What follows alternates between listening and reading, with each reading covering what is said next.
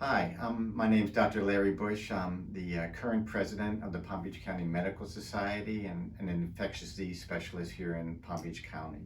It's really an honor and a privilege to have the opportunity to welcome you to what I believe is the most noble professions, the beginning of your education to become physicians. When you think about it, this profession has given us the job of looking after the health and well-being of humankind, regardless of nationality, of age, of gender, of race, or religion. And that's a big task. And to have that task, you have to be educated. And obviously, here you are today starting your education. You know, the Chinese have a proverb or a saying that says, the longest journey begins with the first step, and this is your first step. So as you know, this is the white coat ceremony, and I'm going to talk about for a moment, if you allow me, the white coat and the stethoscope that we're proud to be able to give you. What is the purpose of the white coat? Well, obviously the white coat is for protection and is part of our uniform. But the white coat's a symbol. When you walk in the room and the patient has a white coat, right away the patient feels comfortable, that there's somebody there with knowledge and somebody there to help them. And along with that comes the other badge of being a physician, which is the stethoscope that we commonly wear around our neck. So just a little bit of the history of the stethoscope, if I could. So the stethoscope really came into vogue in the second part of the history of medicine, when hospital medicine came into play. And at that time, auscultation and percussion were quite important. What was first felt in auscultation was that you would place your ear on the patient, and that was called immediate auscultation.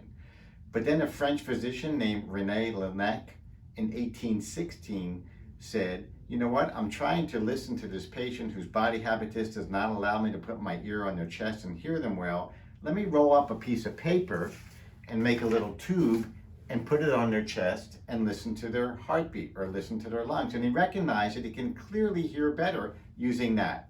So from that, he developed in 1816 the first monaural stethoscope, which was a piece of wood that looked like a funnel on the end and a little tube coming out of the back and putting it into his ear. And that was used for about 35 years, the first stethoscope by René Laennec, until 35 years later, but the binaural stethoscope was developed.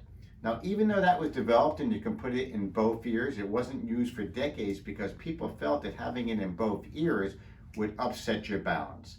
So years later, the binaural stethoscope came into play.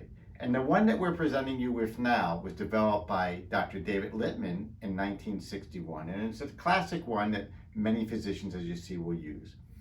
So then what is the purpose of the stethoscope? Well, in medicine, we've gone through phases. We've gone through the phase of bedside medicine, to hospital medicine, to laboratory medicine, to this day and age where we're using high-tech imaging technology and molecular medicine.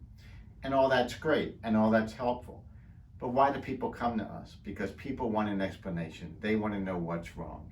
And no matter how far advanced we get in medicine, the way we figure out what's wrong is by doing an appropriate history and physical that you're going to learn starting now and hopefully hone the rest of your career.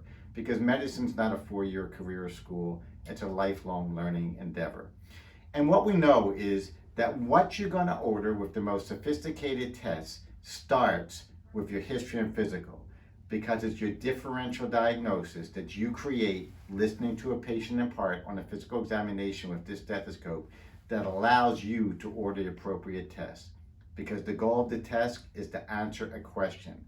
And to answer that question, you first have to know what you're asking. You have to satisfy your differential diagnosis. So this is our badge.